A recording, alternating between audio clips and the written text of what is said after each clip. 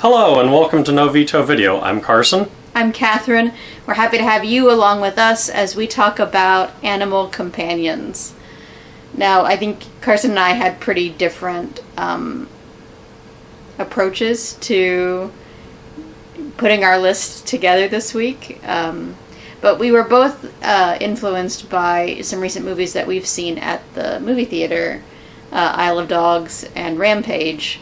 Both have animal companions, but in very kind of different ways of approaching the idea of animals that we spend our lives with, and also why we spend our lives with them.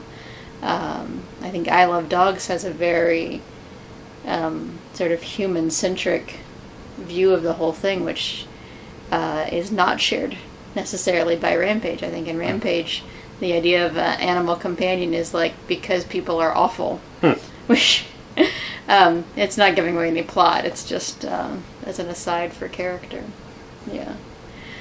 So how do you want to start? Would you like to name the categories that you've come up with? So I'm a big fan of like pop culture taxonomies. I love having a system or like here are the three things that I think, so three of the ideas of like how animals are used in movies that I kind of came up with, and we'll kind of space them throughout the episode, is that I see sort of sometimes in movies animals are sort of a symbol or a metaphor for like some other concept that the film is exploring.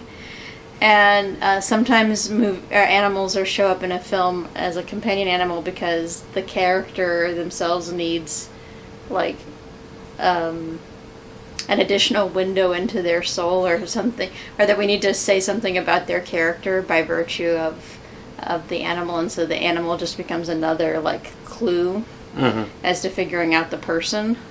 And then I think sometimes animals are manic pixie dream pets, in that they show up in someone's life and kind of shake it all around and then start them off on another kind of adventure and change that person's life in ways that maybe were unexpected or unforeseen.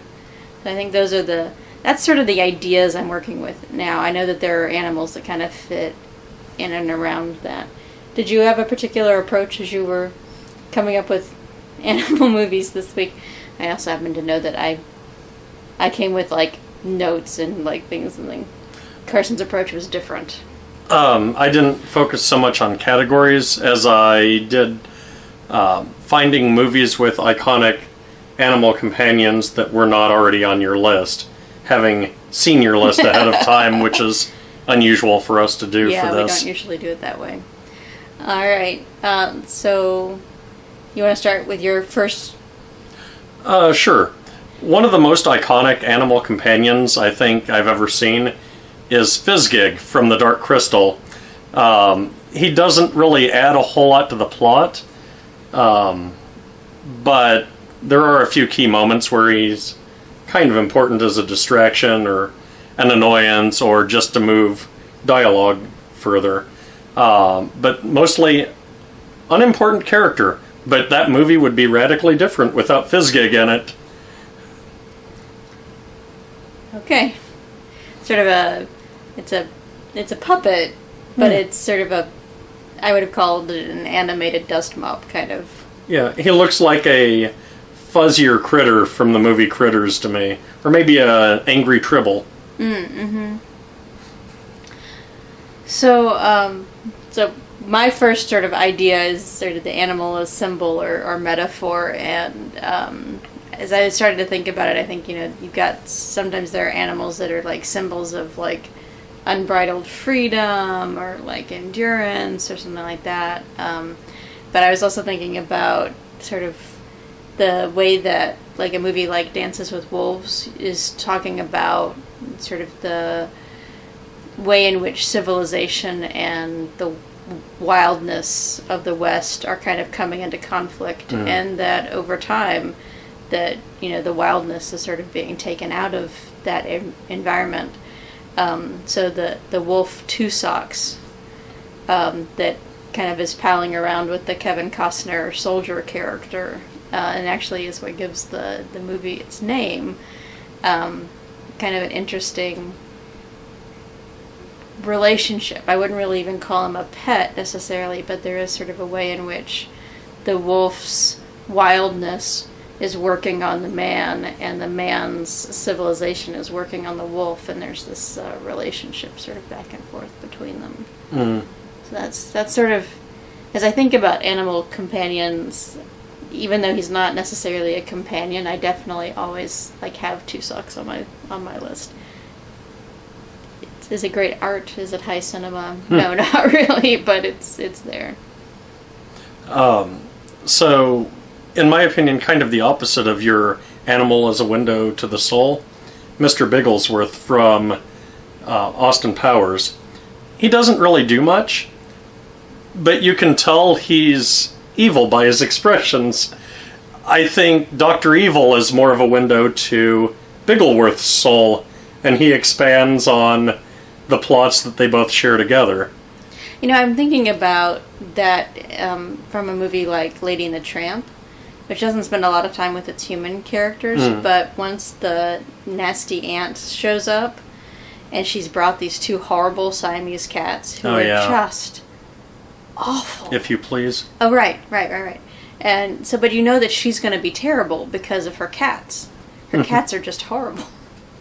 So, I think that is that idea that, sometimes it goes the other way. Sometimes you... yeah. For me, there's a movie kind of like John Wick, right? Where, he can't be too hard-hearted because he loves a dog.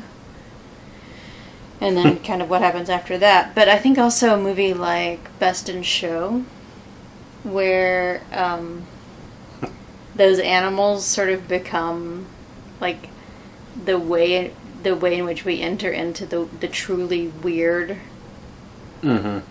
parts of those people. It's a Christopher Guest movie, so you can kind of know what you're in for if you know anything about that troupe of people. But the dogs are almost not even the important part of it, but without the dogs you wouldn't have this entree into getting to know them. And the dogs seem to be just as neurotic as the people. Yes.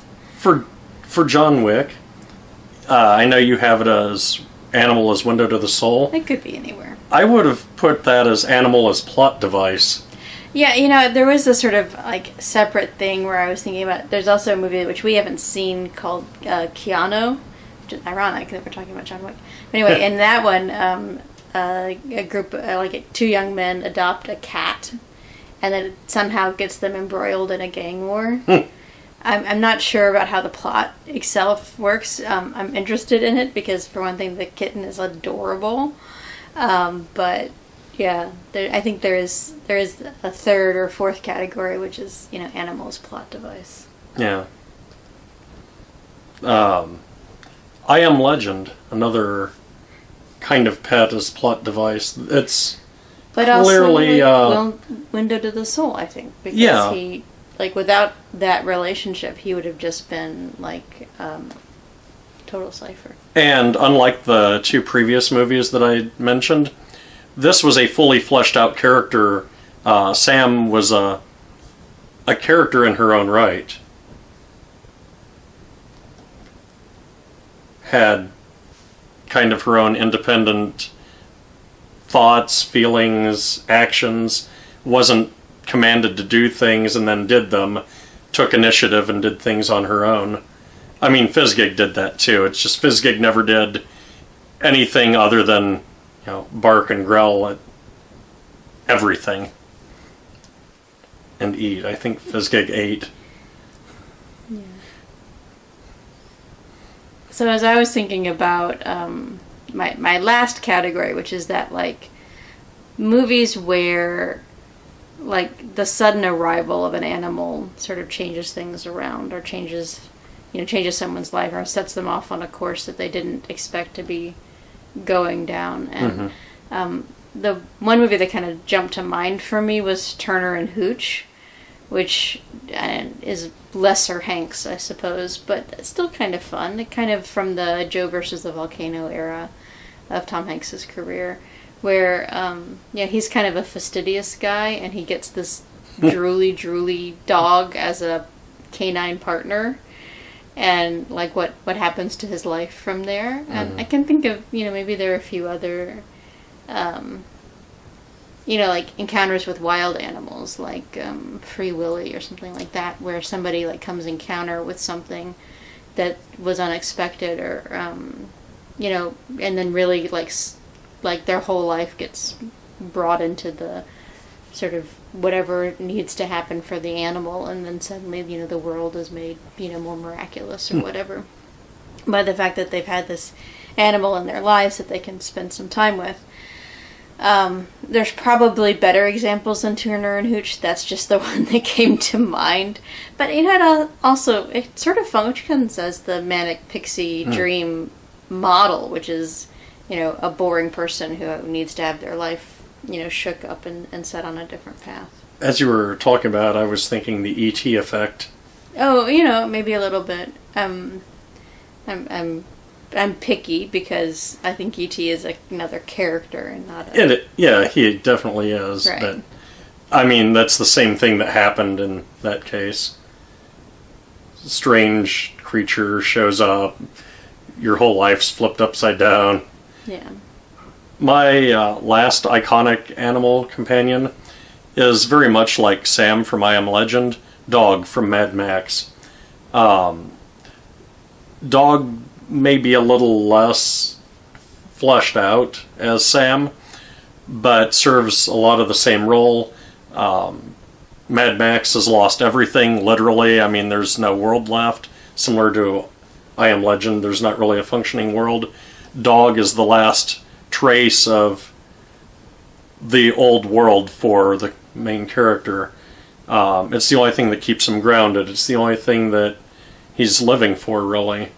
That it's his only friend. It's the only thing keeping him sane. I don't think the character really would have made it as far as he did without that animal companion. Oh yeah, no, definitely. I think that is certainly true.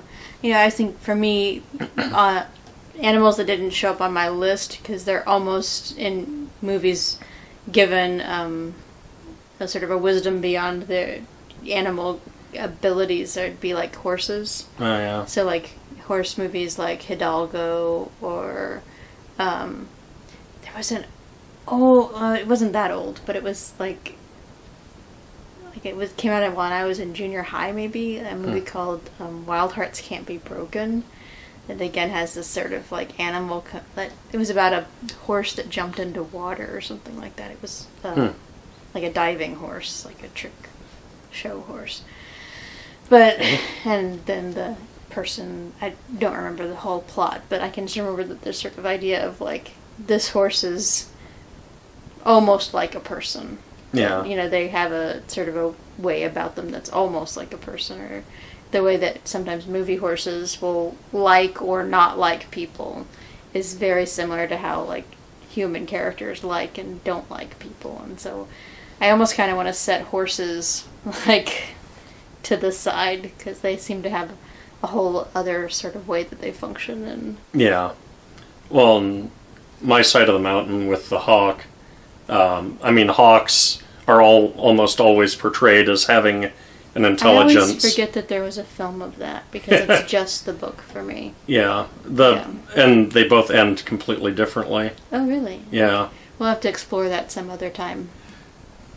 It was one of those things where when we read it in school, then they showed us the movie to compare and contrast and write papers on. There you go.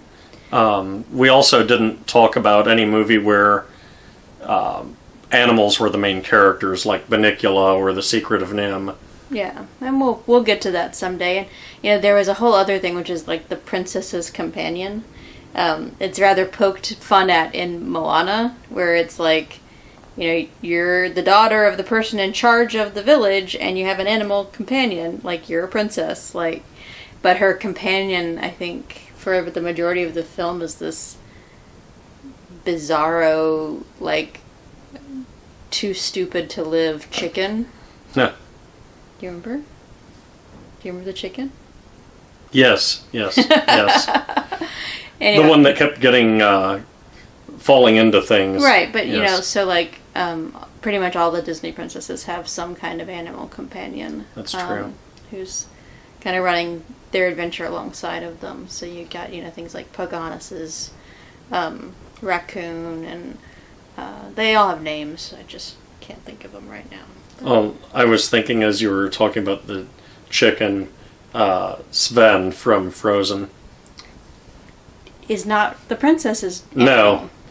No, it is not. That's an exception. The dude is the princess's animal. Yes. That's what I think. And you can tell how, like, deeply ingrained in my head that they've... I suppose Olaf would be the animal companion. Yeah. The little snowman. Yeah. Yeah. All right. So before we wander any further off course, we're gonna hold it there. Anything else you wanna wrap up, or? Do you have any honorable mentions other than things we've talked about that were exceptions and we didn't include? No, I think I could find reasons. I mean, are there better dogs and cats in this? Probably, you know. Yeah. I'm thinking about, like, The Truth About Cats and Dogs, which is sort of... There's this whole other subgenre of, like, romantic comedies that need animals in them to, like, move the romance along. That kind of... I suppose that would be part of the Manic Pixie Dream Pet subcategory. Yeah. I don't know. Maybe you guys are thinking about it. Maybe I'm going to turn this over to you. My last thought is, like, please help us out with this, because even as I was thinking about, like, what I could put on my list, I felt like a little behind in thinking of good animals in films. The only thing I would have added, if we expanded it to TV shows as well, Mad Cat from Inspector Gadget. But, I mean, Mr. Bigglesworth fills basically the same role. I mean, they're both basically Dr. No's cat. Yeah. So, like, that's... They're all riffing on the same idea. I think Mad Cat was actually a little too intelligent to be included anyway. Maybe. More like... Brain definitely would have been. Yeah. All right. Well, come and find us again. Next week we'll be looking at The Irreverent. I think it's a comedy. I don't know very much about it. The trailer makes me think it's a comedy. A movie called The Little Hours. You can find it on Amazon Prime. So we'll watch that and be back with a response. And again, thank you for watching, and please subscribe. You can find it down below. And until next time, thanks for watching. Bye. Subscribe.